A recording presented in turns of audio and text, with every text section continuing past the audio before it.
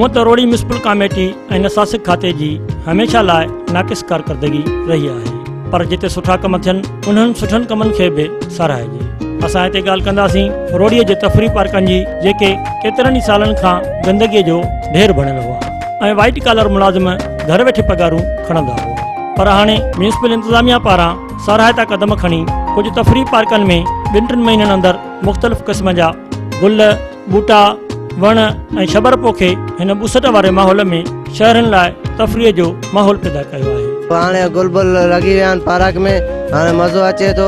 ॿाहिरि जाइ आहे न किथे वेहण जी, पार्क में सां बि आहे, सघूं था, वेहूं बि था। पार्क में थकी विया आहिनि, पंधि इलाही वेहण लाइ वेही रहियूं।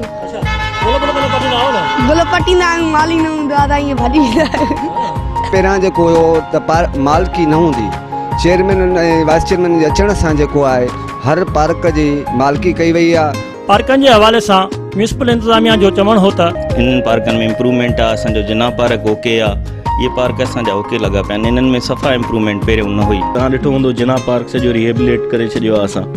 उन खां अलावा तव्हांजो जेको आहे नेवी पार्क, उहो तमामु इम्प्रूव कयो आहे। बेड़ी चौक पार्क वारो पार्क तमामु इम्प्रूव कयो आहे। ग्रीन बेल्ट जेको आहे उन में तव्हां इम्प्रूवमेंट ॾिठी हूंदी।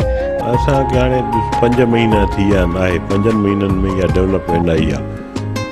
मुसलसिल इन्हनि कोशिशि में आहियूं त रोड़ी शहर में कीअं डेवलपमेंट अचे, कीअं माना बहितरी अचे।